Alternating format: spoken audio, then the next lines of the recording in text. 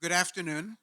I'm Paul Brest, one of the faculty co-directors of Stanford PAX. It's really great to see so many of you here. I got to know Rukmini in her position as the CEO of Pratham. When I came to the Hewlett Foundation I think it was shortly after I came, we became a partner and funder of Pratham, which does just phenomenal work in India, which you hear about. But Rukmini is an economist trained in India, but then a Rhodes Scholarship at Oxford, a PhD at the University of Chicago. If you're an economist from the University of Chicago, you know a lot of economics. One of the things that we were so proud to support at the Hewlett Foundation was her work on ASER, which really has played a role in moving the quality of elementary and secondary education in India forward in a significant way.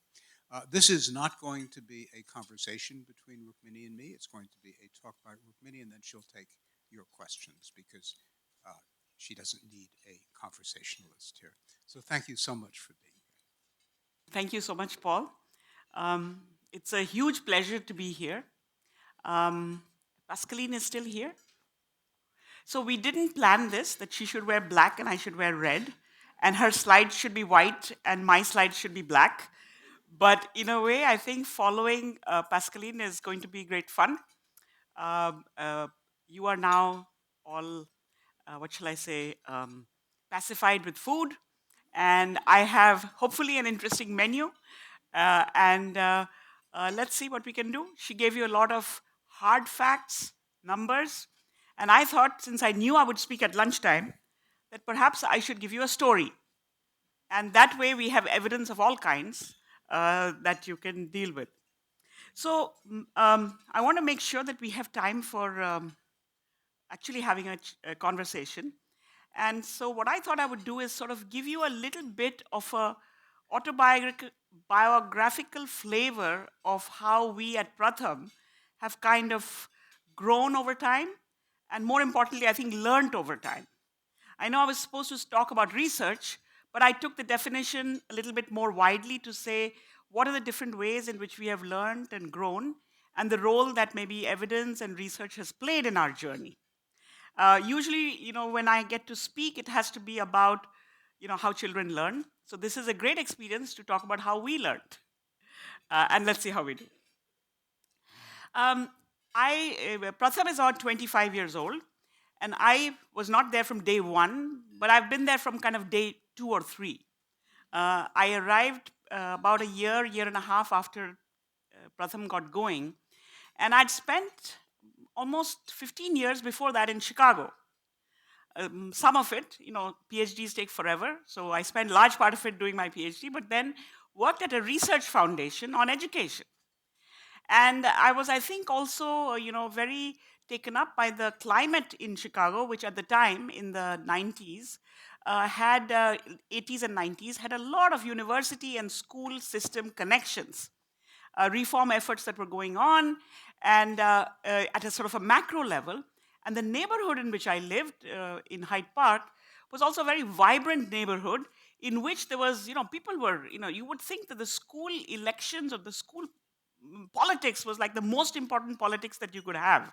Who voted for the president was important, but who voted for your school council was like way more important. And to me, it was a big education because, we are in India, the school system and the community is not that closely entwined. And parents feel very strongly about education, but often not about the specific school and the goings ons inside the school. So to me, is there anybody here from the University of Chicago? Okay. Oops. Anjali is there. Of course, she's not putting up her hand because she doesn't know what I'm going to say. So I think the education was as much inside the classroom as it was outside.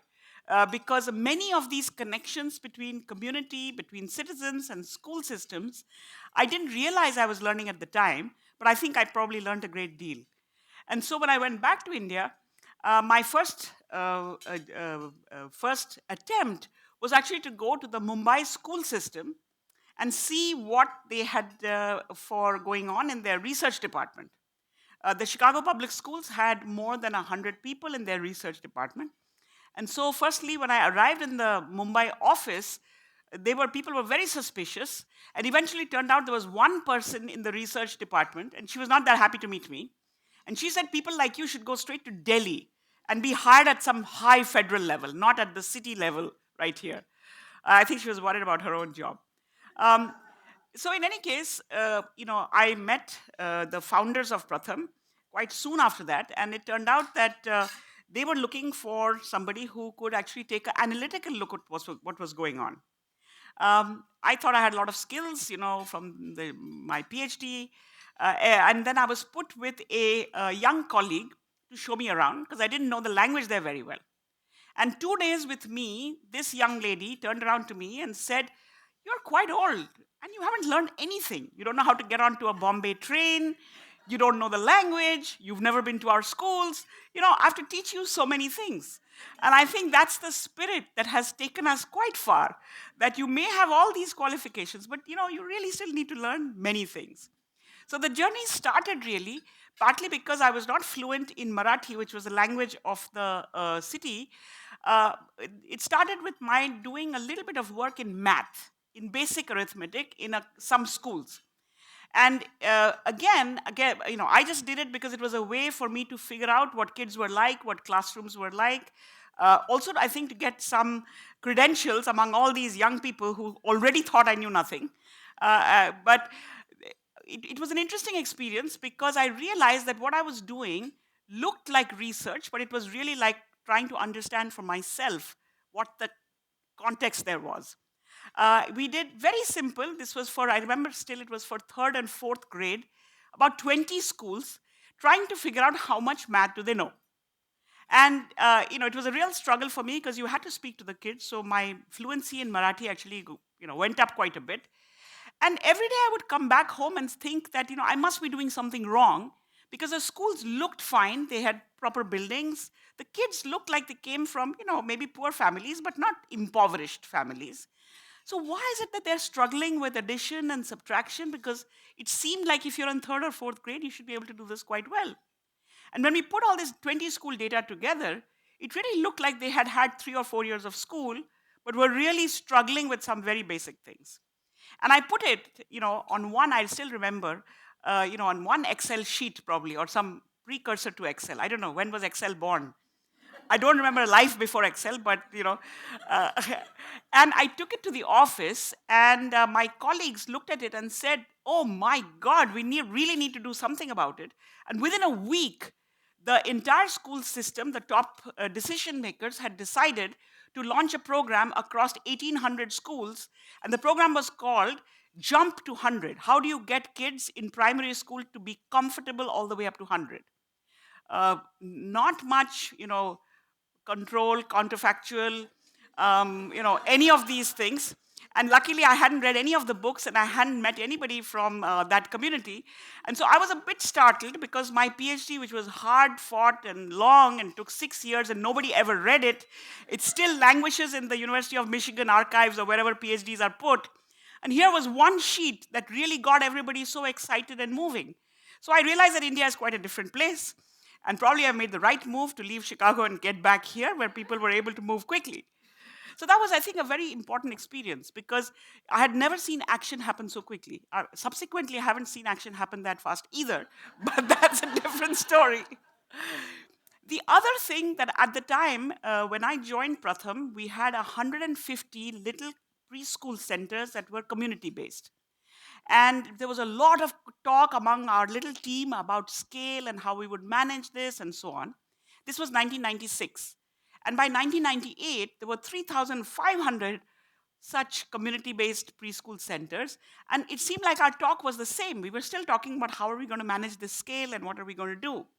But in that process, I think we had to figure out really what were simple metrics, what were simple mechanisms that could help us at least ensure that some basic things were possible across all of these different kinds of preschool centers. And I think that the important lesson that we learned in that period, several important lessons. One was that I think prior to all of this, the purpose for my research And certainly towards the last few years of my PhD, the purpose was to get it done and get it into the right. They have all this formatting, right, that they tell you to do in your PhD, that it has to be so many inches from this side and so on and so forth, and get it done. So purpose was completion. And who knows what lay ahead. And after having arrived here, I realized that even in the things that I had done myself, one purpose was trying to understand the situation and using some systematic tools to do that. And the second was how to help a very fast growing organization be a little bit organized about the ways in which you want to help others improve. And so it's clear to me that despite being trained in traditional research methods, that there were tools and metrics and methods that were of wide use in all sorts of everyday situations that I hadn't really thought that I could be useful to. More importantly, I think that as we grew, and even in Bombay, lot of needs from the community, from the schools, were being surfaced through the programs. We as an organization had to decide what is it that we are going to do. And so needs were many, demands on us were high, resources were very limited. And so, how do you figure all this out? And it seemed that the only way to balance all of this and also keep into account the capability that you as a team had. I mean, we didn't have very high capability. The best way to kind of balance all of this was somehow to figure out what were you most effective at doing with the capability that you had at the time that you had and the resources that you had. And the only way to do that would be to generate some kind of evidence that helped you to take your way forward. So big important lessons that I wasn't, I think, aware that we were learning, but in retrospect, I think those years and those kinds of activities taught us and brought a certain kind of discipline into the work that we do. Was it research? I don't know. Was it some certain kind of evidence? For sure. And was it a systematic way of kind of approaching what had to be done next? I think absolutely. Uh, was there some skepticism that was important in all of this? I think so. A healthy environment where people could collaboratively say, are you sure that's what you ought to be doing? And how can you convince me that we really need to run this math program as opposed to running a preschool program? I think these were very important questions. Because if you don't have questions, answers don't help. And so, how do you create a culture in which people can question and question productively and constructively is, I think, something that education all the way from kindergarten upwards needs to really foster, because that is what will keep, I think, the engine going forward. So, next kind of almost frame episode, we had a very small office which was based on the fact that most people would be out in the field. If everybody was in the office, there was no place to sit. And into this office came some people from MIT. I was very suspicious. I mean, not because I was from Chicago, but why are these MIT professors? And they were very insistent. They really had to meet us. And Abhijit was one of them, and Esther, who are now very well-known economists, and some of their research assistants.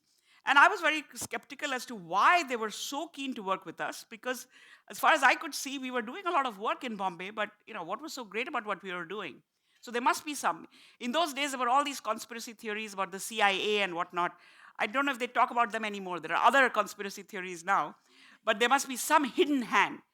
In any case, they got interested in a big remedial education program that we were running with the Bombay school system. And we began to work with them. And I realized as soon as we really got into the nitty gritty about how, what a big addition to our own, resources that was. They brought in a whole huge width of mindset that they could then contribute to what we were thinking. They obviously brought resources in which to evaluate what we were doing. I think there was a question that Pascaline put up, $300,000 for a $1 million program. Is that the right thing to do? And I think that for us, that was never a question, because they came in not just with research funds themselves, but they also came in with a wealth of resources in their head and in their own experience.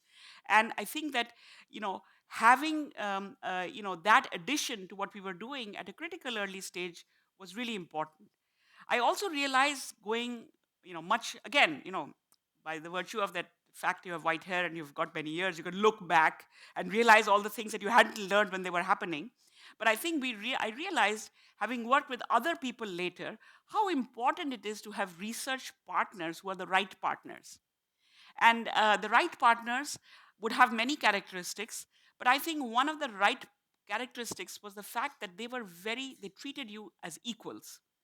They could be, professors from MIT or wherever, but the fact that they were down there in the schools in Bombay, in the communities, working closely with us.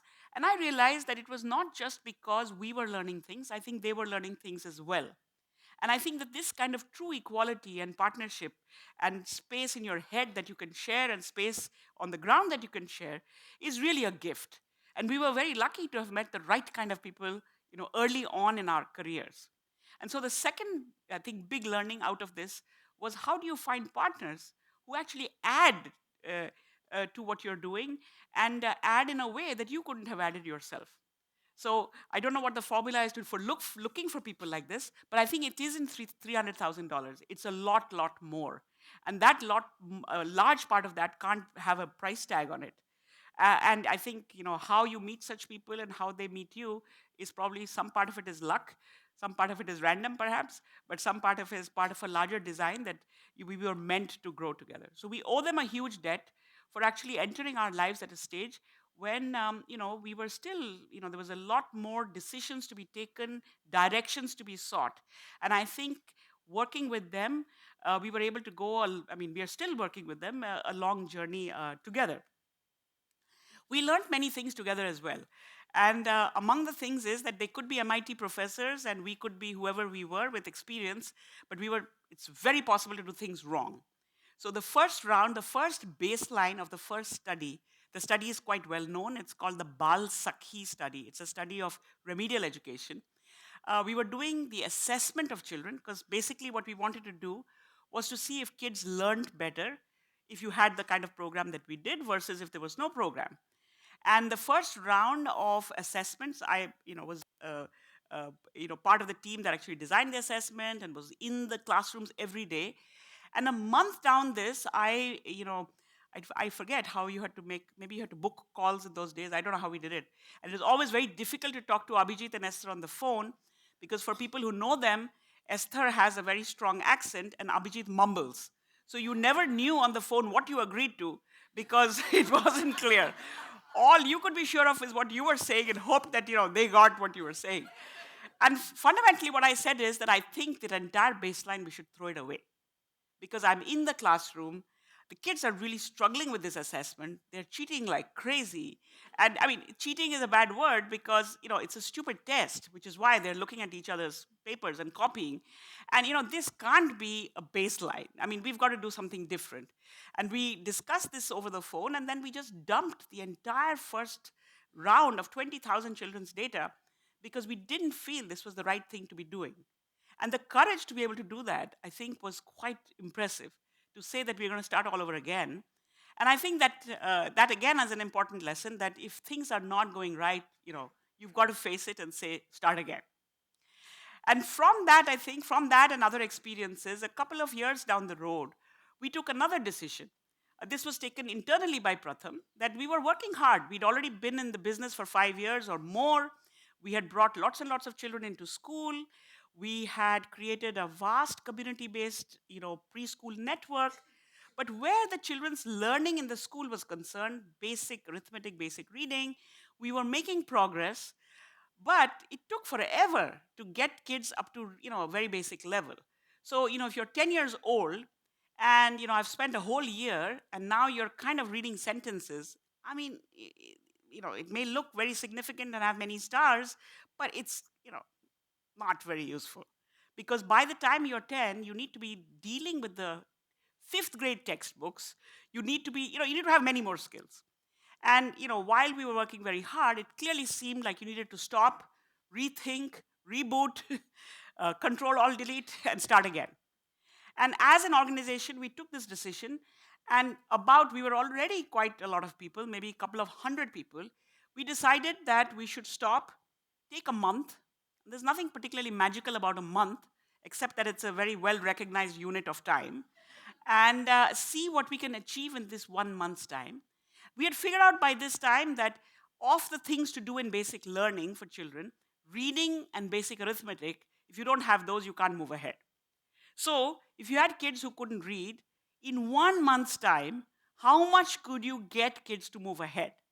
And what would you do to make them move from one level to the other? And with 200 people in different places, different languages, trying to do the same thing, we realized that we needed a common vocabulary to talk to each other. We needed to have a common definition of what we mean by reading.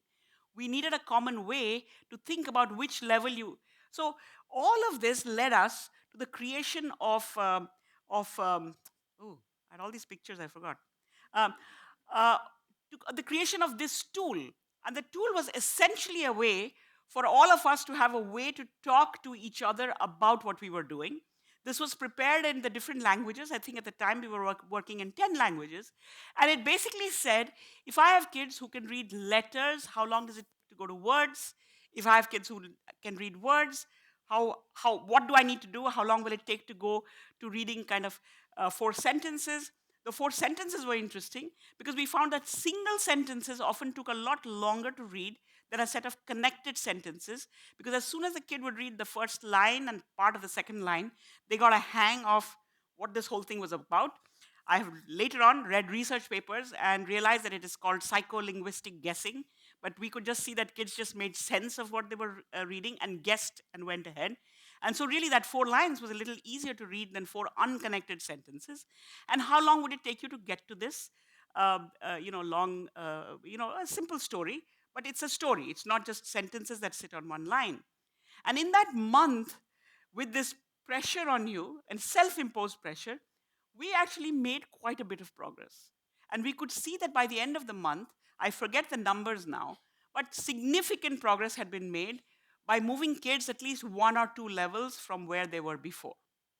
And I think that this journey, this 1 month time, took us in 2 directions, and we are still on those 2 directions. And the directions that it took us, one, and these two went together. This was the first part was really trying to develop a way to understand a problem. And having developed the way to understand the problem, you were also simultaneously developing a solution for the problem. And these two have gone hand in hand. And I think that since then, this was happening around 2002 or 3 to today, we are fundamentally still doing the same thing. I often say this, that my 93-year-old grandmother moved in to live with me for the last 5 years of her life. And every couple of months, she would ask me, "So, what do you do exactly?" And I would say a simpler version of this. And 2 years later, she'd say, "You're still doing that?" I mean, these kids haven't learned yet. When are you going to move on to like algebra or like some real math? This is so anyway. So I don't want to say this to her, and she is in a better place today than she was in my house. We're still doing the same thing, and hopefully the way we are doing it is getting better and more efficient. But fundamentally, it took us in two again, just like with the kids, we were doing these two things together. As an organization, we still do two big things, and they hopefully are connected in this way. The first is this exercise that we call the annual status of education report, which is fundamentally taking that tool and doing it for many, many children across the country.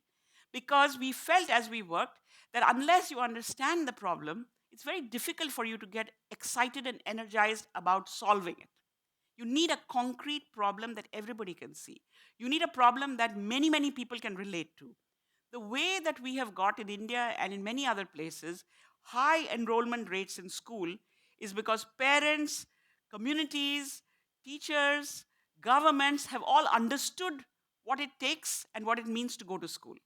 And I think similarly, we are at a point now where unless you have a very common understanding across the community, across a country, of what it means for children learning, you're not going to go there.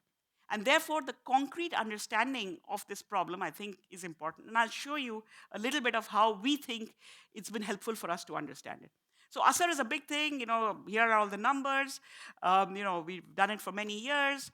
We have Rakesh in the room who's going to speak in the evening. I don't know what he's going to say, but he was single-handedly, along with the Hewlett Foundation, probably responsible for taking this idea to Africa, where it has now spread to many countries. So clearly, it was a portable thing that made sense to people even across, oceans, across places where it was originally made. Because in trying to understand a problem, I think having a simple tool helps. But in doing all of that, of course, the evolution and the solution of the problem. And so, if you had to think about Pratham today, we essentially are two big things. One is how do you understand the problem, and the second is how do you solve the problem. And we've put some nice names on it, so it's easy to refer to. So I'll take you just a little bit through this because I think that this is all in somewhere. It is evidence, it is inquiry, it's questioning that has taken us forward. This is the report, the Asar report, the most recent Asar report numbers for all of India. And it's a very simple way. You saw the tool. This is just if I take that tool and do it all over India, this is what I would get. What it tells you is that in grade 5 years of schooling, we have about half of all children who can read at least that long story, and maybe they can do more. But we have another half who are well below that level. And they're not just not able to read the story. You can see that, say, in grade 5, if I add the number of kids, the percentage of kids who can't recognize letters or can recognize letters but not read words, that's close to practically 20%. And you've spent 5 years in school. Money has been spent on you, time and effort has gone in, but you still have 20%. 20% of, let's say, in India, at any time, you have maybe 25 million children in school, is not a small number. Then you have more kids who are at slightly different levels. And if I had to characterize one problem, yesterday Anjani had lots of students here because she felt that you're at Stanford, you must have some interaction with students as well. And one of the students asked that if you were the education minister of India and you had one thing that you'd do, what would it be? And it would be to solve basically this. It would be to take this each row and make sure that all the numbers stacked up on the right side and there was nobody on the left side. That's basically, if you solve this for India, if you solve this for a large part of sub-Saharan Africa, you would be in a different place. So this is both understanding the problem as well as the solution also came from here, because at that teaching at the right level, the approach that we use to really accelerate children's learning is very simply understood even from this chart. What we do is that all school systems, I mean, most school systems in the world are organized by what looks like here as rows, an age and a grade, and you're in a particular class. And in that grade, this is a very spread out distribution of learning levels in a grade. But typically, you would have kids at different levels based on different grades because you make some progress as you go through school. But in countries like India, where you haven't, where lots of children are getting left behind, our approach was to say, rather than teach children by grades, why not teach them by the levels at which they are?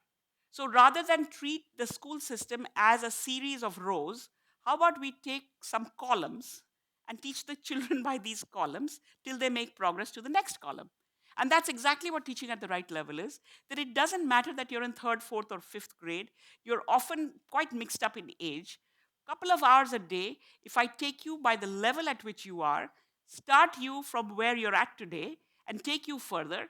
That's exactly what we do with our kids at home. When a kid brings you a book to read, you generally tend to pick a book that is at the kid's level and then you move higher. This is what we just need to do for a whole school system. And so this teaching at the right level approach came from both the experiments we did, but also from a simple understanding of the evidence that we had. This is basically the whole process of teaching at the right level in a very simple way. And the simplicity was useful because people could understand it. The tool that came out, one of the unintended consequences of that was that a lot of parents would say, "What are you doing?" And we could say, "Here's what we are doing. We want you to get your kids from here to here." And even if the parents couldn't read, they could tell that in the tool, this is the easy part where things stand alone, and that's the harder part where everything is connected and goes. So it was very useful for us, and we didn't intend for it to be, but it was very useful for us to actually explain to large numbers of parents and others who were not educated themselves, who understood schooling but didn't understand learning, what learning meant, and how you could make progress from one step to the other, and therefore build some kind of a support structure for the fact that kids could make progress and this is how it would look like. So if I fast forward from here, that more or less in the last 20 years, we've spent our time tweaking different aspects of this thing. We know what the problem is. We have the fundamental core of the solution. But should it happen in the school? Should it happen in the community? Should it happen at summer camps? Should it happen during the school day? Should it be done by government? I mean, all kinds of variations of, I would say, how you actually do it is what we've been doing. And at this time, our research colleagues have been doing a whole series, I mean, in consultation with us. I think the last 10 years have had, luckily, we didn't do any more because it wouldn't fit on one slide. We've done, these, in each of these, they're not cheap, but I would say that each of these has added, while we've been doing the experimenting and the tweaking of the model above, they've been studying each bit as it went along, and along with our internal measurements, and I'll show you a bit of that, and these external, very rigorously done, everything that Pascaline said was done here, in the right way, has helped to strengthen, I think, what we are able to say we are able to do. And so most recently, just about a year ago, JPAL, who has a presence across the world, feels comfortable in recommending certain things. If they've done a series of studies, at the end of these series of studies, what do they feel comfortable recommending to the world at large? If a government in somewhere in Africa should ask JPAL, so what do you recommend from your research? One of the things they've been recommending is this teaching at the right level approach, because they feel that the foundation of recommendation for that is strong enough after all of this work that has been done to be able to say, why don't you try it? And so, Teaching at the Right Level Africa, which is now begun its kind of journey in Africa, came out of all of this. Will it succeed in Africa? We will see. We feel that some pieces of this certainly should be tried out. And it wouldn't have been possible if it wasn't for everything that you see here. I think the stuff that you do on the ground, the internal measurements that you come up with, at one level, we have the simplicity with which we can move ahead. At the other level, we have the rigor with which our research partners have moved.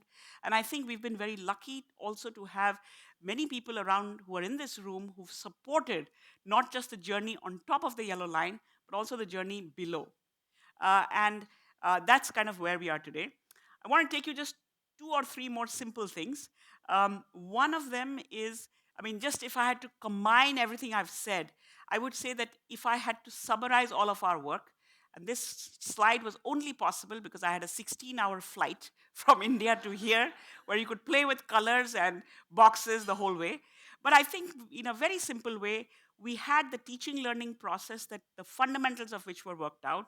Then you spent quite a lot of time figuring out the social and the social organization behind it, the delivery. And then I think right now, at least in India, we are playing with the top one, which is at what scale, what can work, what does it cost, and so on. And all of this is possible both by the external research and by the internal measurement, both by the evidence as well as the experience. And I think combining all of that is where we've gotten to, that we are able to continue to keep learning and hopefully keep evolving the effectiveness of all of this. Now, very quickly, I have to talk about scale a little bit because that's what excites me still. So here is, and if you can't see the numbers, that's fine. Green is good, red is bad. You can see that. Pratham works in 2 ways. One is where there are Pratham instructors who work in the school or in the community teaching kids. I think Bob and Dottie, you saw one classroom like this. I forget which part of the journey you were on, but you saw some of this process at work. Luckily for me, I took them on a visit to a school in Delhi, and I think one of the kids asked Bob his name and then wrote Bobking, I think.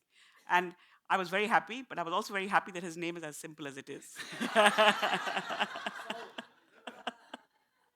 It would have been, luckily Pascaline Dupas wasn't there. That would be a lot more difficult to write.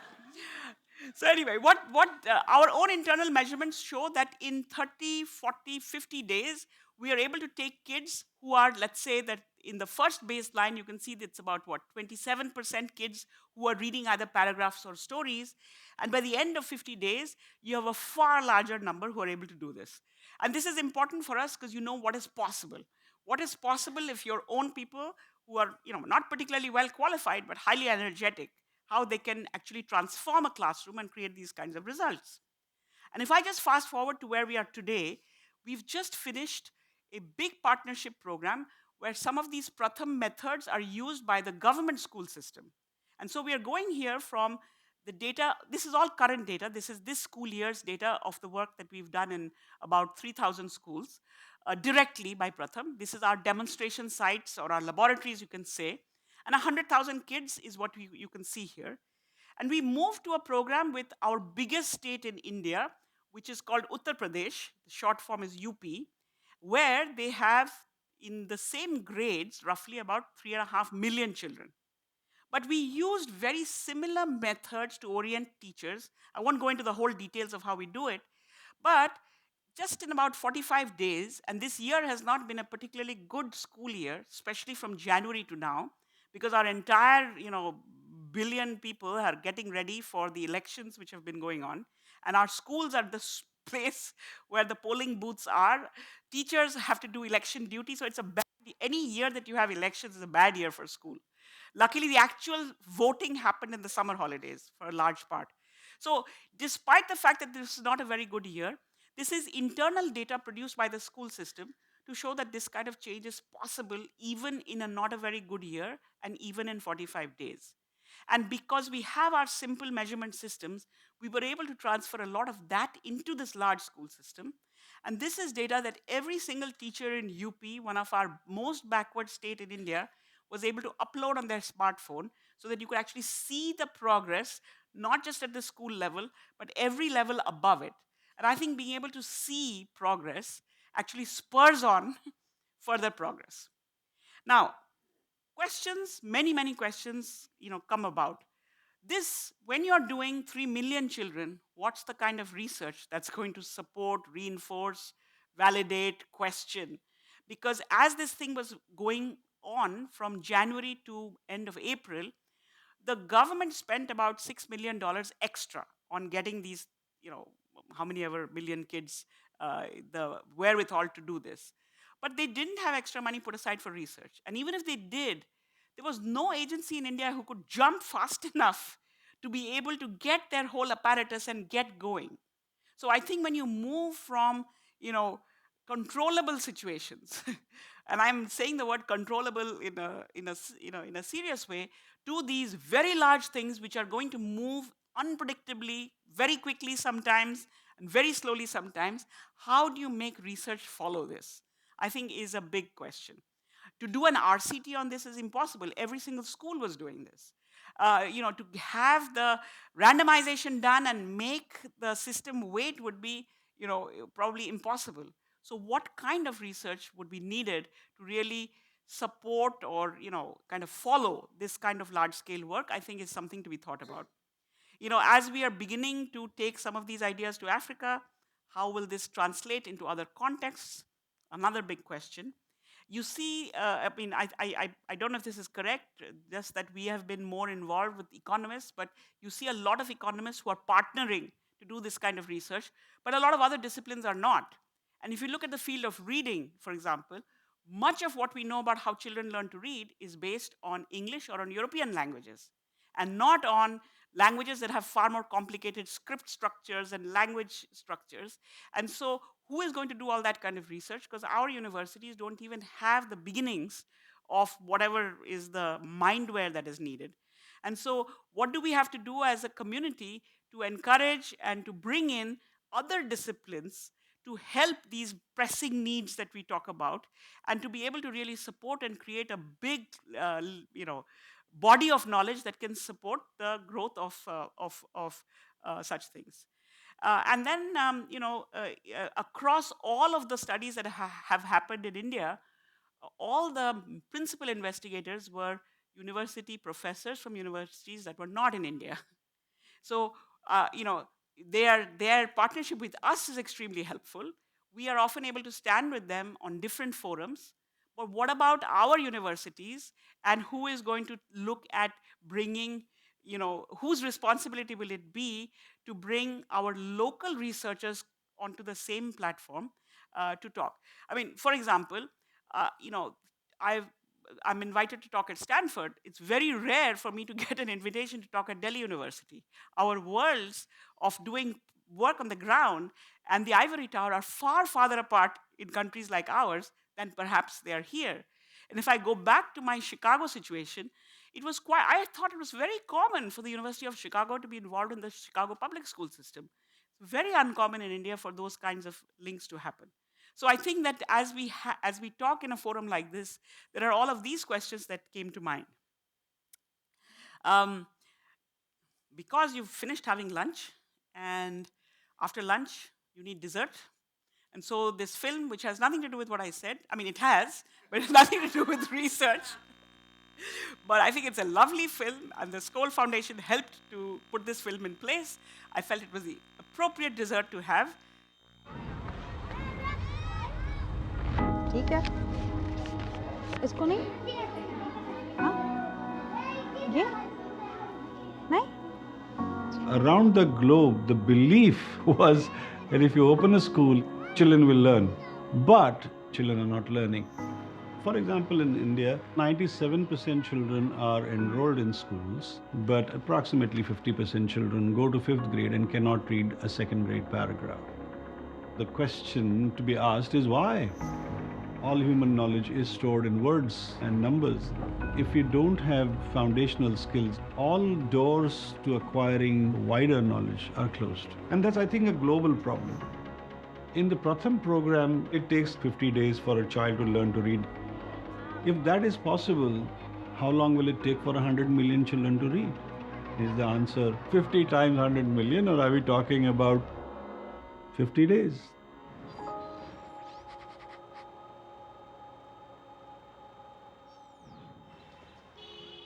I've been working in this sector for the last 25 years. Everybody's trying to find answers to the same problem. How can we get all children to learn? I think it's easy to see in Indian schools. There are those who have access to preschool education, parents are educated. They form what I would call the front of the class. And the remainder who don't have preschool education, they form the back of the classroom. And the teacher actually more engaged with the front of the classroom. And the back of the classroom gets more and more neglected.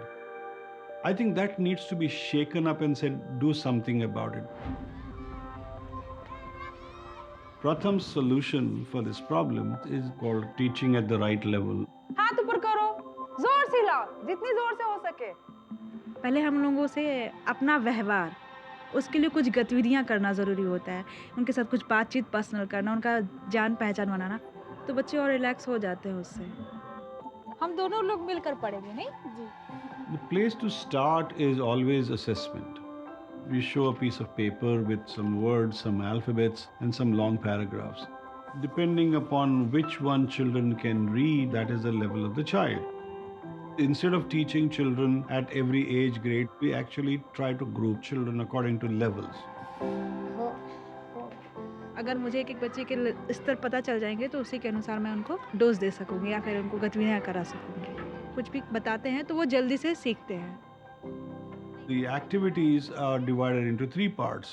The class begins with everybody participating in a story listening activity because that doesn't require reading, it only requires listening and learning the words. And then they break up into small groups. The alphabet readers are engaging with all kinds of phonemic charts and so on, and they can read words before they know. So if you know words, you are given paragraphs. Reena की rail रल बहुत दूर तक So before they know it, they've become paragraph readers. And the third activity is then the children individually do some writing. So every child actually starts progressing. In the Pratham program, it takes 50 days for a child to learn to read. Children feel good about themselves.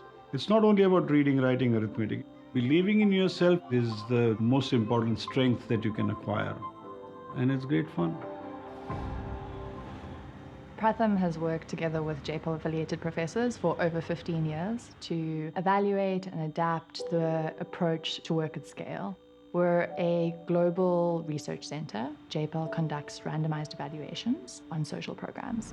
One of the most impressive studies was conducted in Uttar Pradesh. Students who attended the learning camp at the end of the program, double the number of those kids could read a simple paragraph than those children who didn't attend the program. What we're trying to do at JPL is best support governments and a number of organizations who are trying to adopt teaching at the right level to help them do that as best as they can. All the government primary schools have been covered under this program. There has been a significant improvement within a very short period of time. I believe that teaching at right level is a must. It has no substitute. Last year we reached 8 million children. We must make sure that all children will learn to read. And then once you do that in a country the size of India, why can't it be done globally? The Teaching at the Right Level program in Zambia is being implemented in 1,100 schools, and next year the program will go to 1,800 schools. When you see kids learning, you see kids light up and feel empowered. Teaching at the right level is one way of empowering these children that I think could be really meaningful throughout their lives. Kids are not resistant to learning. It's just the way you package it.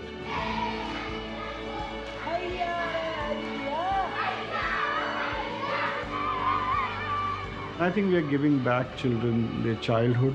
That's the teaching at the right level. It's about my self-esteem, that I'm somebody, and then I'm going to grow.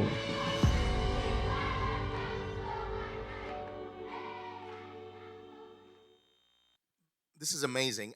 Do you do something similar for maths as well? Yes, Parallel yes, system? yes. How does that work? Any It's lessons? the math one. The goal is to at least get basic number knowledge and basic operations in place, and so that goes along with the reading. And in that same period of time, you can more or less get, similar to the reading numbers, you can get that kind of proportion, at least doing basic operations. Yeah. Yep.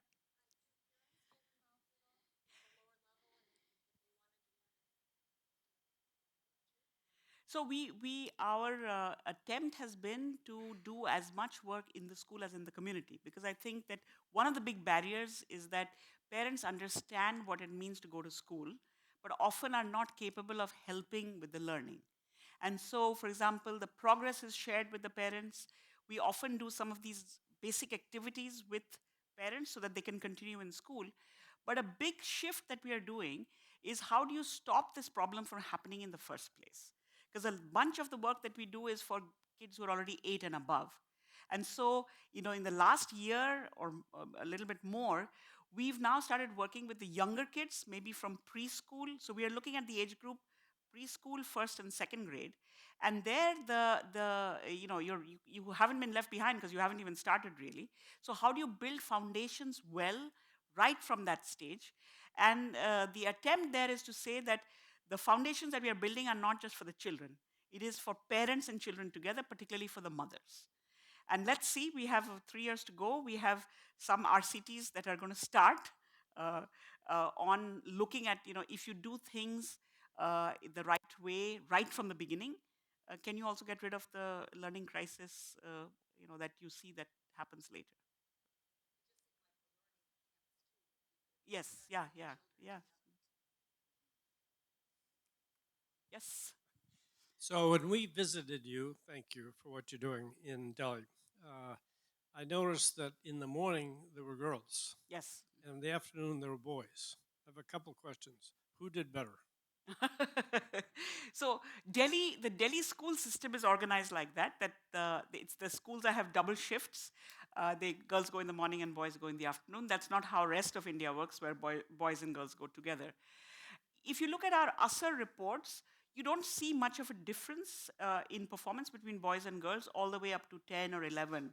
But you certainly begin to see some variations once they reach 14, 13 or 14. And the variations, we have to analyze them further. I think there's quite a lot of research which looks at gender differences. But at the primary school level, you see some differences between boys and girls in the types of schools they go to. But if you look at their ability to read and to do math, it's either the same or the girls have a slight advantage. So I'm curious as to the difference between individual sex, boys, girls, and then combined. What can you learn between those three elements done differently? I mean, Any difference? not that we see at the primary school level. I think that Delhi schools became streamed like this historically, and people are just they haven't bothered to change that. But many other states don't have the single sex. Oh, well, anyone. Go ahead. Well, first of all, congratulations for this inspiring work. It's beautiful. I was just wondering, how did you decide where to go next? Once you got the whole India, which is pretty incredible, where did you decide, let's go to Zambia? So what Well, criteria? firstly, I'd like to tell you that there's lots of work to be done in India. The example that I showed you from UP is just the last 3 months. We've tried to work with the government there for many years, and we finally there was a breakthrough. And that doesn't mean that it's going to continue. So there's still lots and lots of work to be done in India. In Africa, firstly, we didn't go. Uh, JPAL is often invited by governments to talk about what are the policy recommendations they have for different sectors. And if somebody asks them about education, they would say that of the research that we've done, here is a piece of research that makes sense. So the Zambian government, I guess, must have had a conversation with them. Right now, we have work going on in several countries, but most of the time it is somebody who demands. So Cote d'Ivoire is a country in which the government was also interested. There has been some interest from parts of Nigeria. There are large organizations who already work in the schools. So, for example, the Japanese Development Agency works in many parts of Africa. They have looked at our programs very closely, looked at the research, and they are trying to implement it in Niger and in Madagascar. So, I would say it is largely demand driven by somebody who's shown interest, which is more or less the way that it's spread in India as well. Wherever we've worked with governments, it has been that there has, somebody approached you, wanted to talk to you.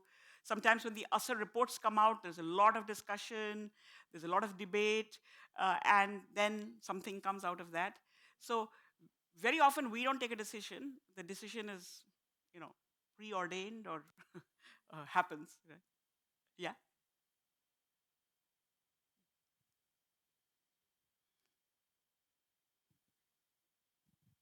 Thank you so much for sharing. It's very heartening to see. I wonder if you have done or would be interested in doing a longitudinal study to see for the intervention whether there is something about the pedagogy that maybe expedites or has an effect on longer term learning. Mhm. We've done, or rather, JPAL has done some tracking to see how durable the learning gains are. And we find that a large part of it's sort of like learning to swim or riding a bike, that there is maybe a 10% that forgets. And then when we analyze who forgets, it's usually those who made progress. If by the second or the third camp you've reached a certain level, then the slide back is very minimal. But if you got to the last level only in the last camp, then you probably need some more reinforcing. What we haven't done is to see how this leads to later gains. And perhaps that's something that we really need to do.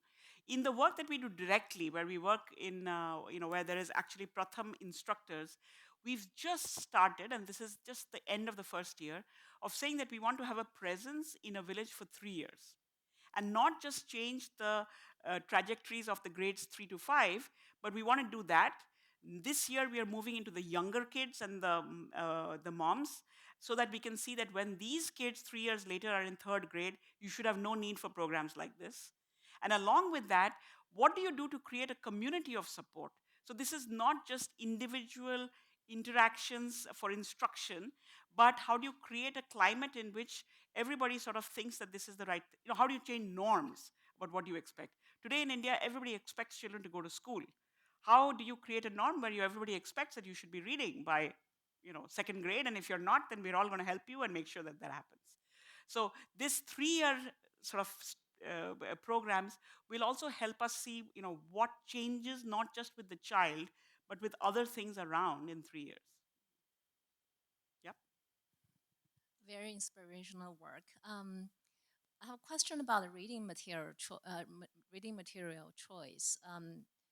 Do you offer specific book selections, or are the students using government, So textbooks? there are little booklets that are used, partly because even by second grade, sometimes the texts in the textbooks are too high or too difficult or too small. And so the basic texts that are used are often developed by the people who are in the program. It's often they are teachers or they're instructors, and they're very simple. So it uses the regional language of the region. It may not be the child's mother tongue, but certainly the language that the children go to school in. So, whatever is the regional language. But the texts often have to be created because it needs to be simple enough. The fonts have to be large, and you need to have them kind of be, increasing in complexity, but in a graded way. Textbooks move too quickly, at least in India. So even by the end of second grade, you often have very long texts. So this is just an attempt to make some, but we find that it's a very good way to engage teachers, because this is then text that they are creating for their children. Often in teacher training, what we'll do is, how do you make like really interesting 4 or 5 line stories with words that everybody knows and are not complicated?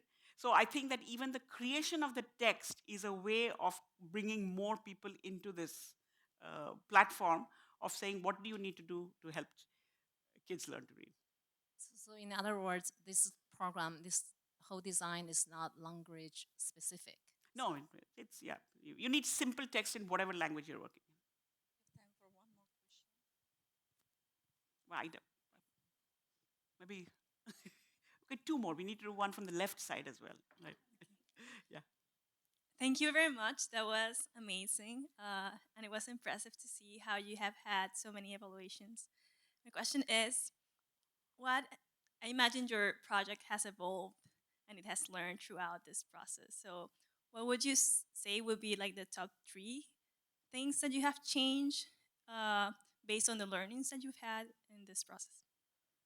So I would say that I'll have to think of the 3, but the immediate ones that strike are the fact that, one is that even though you have the complicated evaluations, often the tools that are used are very similar to the tools that we use in our own programs, right? So that I think it's important for everyone to be able to get a sense of children's progress. And so it's not just that you're collecting data and that helps some people think. The process of using evidence has to be all the way down. So we have improved our, when we, let's say 10 years ago, when we worked with kids, it took us 6 months to get the results that we can do in 30 days. But that movement happened because everybody was watching and doing, can we do this in 1 month? What can we do in 2 months? So I think the measurement being a very integral part of, your daily life, I think is an important one. And that is used by researchers for a certain kind of research, but it's used in a daily basis by everybody. So that's number one. But I think features of the model that we have changed, there was an RCT that was done with I don't want to give you all the examples of it, but basically there was a program that ran with teachers, which Pratham participated in for the whole school year, and then in the summer we ran a 1-month summer camp where the teachers actually were also teaching. And I remember Esther Duflo saying that RCT brought her faith back in teachers, because during the school year, when the teachers were just using better methods, but using the school curriculum, there was hardly any gain. Same teachers in the summer, when they put textbooks aside and worked on this basic reading program, there was a huge jump. And so the jump in the 1 month in the summer was more than the whole school year. And the difference was the teachers were the same, the kids were the same, the difference was what they were being asked to do. And so I think that from that we learned that even short periods of time could give you intensive bursts of learning. And therefore, everything doesn't need to be a whole, long year. Similarly, I think that anybody can do this. We had good results from volunteers for quite a long time. But those RCTs, there are 2 or 3 RCTs which showed that if teachers are freed up from the age grade curriculum, they can give good results too. So, I mean, it needed tweaking, it needed the right kinds of treatment arms and control, but I think every one of these gave us a piece. The fact that just by using better methods, but the same curriculum, child-centered methods, but using the same curriculum didn't give you any learning gains. Because the structure of how they could learn was really dependent on putting things aside and starting from their own level. So I think that from every piece of work, firstly, what was the question that we were looking at, and what is the answers that you got? And often, I think the questions being the right questions at the right time in the development of your, strategy is also an important thing to do. They're waving things at the back. One from here, maybe. Yeah, yeah, right. Rukmini, I'm wondering if you can offer some advice for all the funders in the room, and both Yes, advice. fund Pratham. Great. I was gonna say, both advice for people who want to support work at the stage that you're at, and advice for folks who are trying to support the next Pratham, and both what funders should do and what we should not do. Jeez. That's a tough one. If you're asking me and if you're asking about education, I would say that I think it's really important to explore different models to prevent the learning crisis from happening in the first place. So while we've spent 15 years looking at once the problem happens, what do you do to solve it? I think where we are headed and where perhaps there are others who are headed as well is what to do to make sure the problem doesn't happen at all. We are going at it one way, but there could be many different ways to go at it. Because I think that if there was a whole menu, and not just that, but I would say that we have benefited hugely from having funders who have funded the work, but who have also funded the research. And I think having the faith that these two things need to go together is important because, you may feel that the intervention needs to move ahead, or you may, I think that we've been very lucky to have people who've had the balance to say both types of work need to be done, and that needs to be done kind of simultaneously. So other than funding Pratham, which is the obvious thing to do, you can do these other things. So I am not the only person who is grateful that Rukmini made the 13-hour flight to come. I know that there are lots of other people who have questions, want to talk to her. Rukmini will be around for dinner this evening. Yes, and tomorrow as well. So and yeah, tomorrow. yeah. So there'll be plenty of chance to continue the conversation. Thank you so much. For right now, thank you so much. You.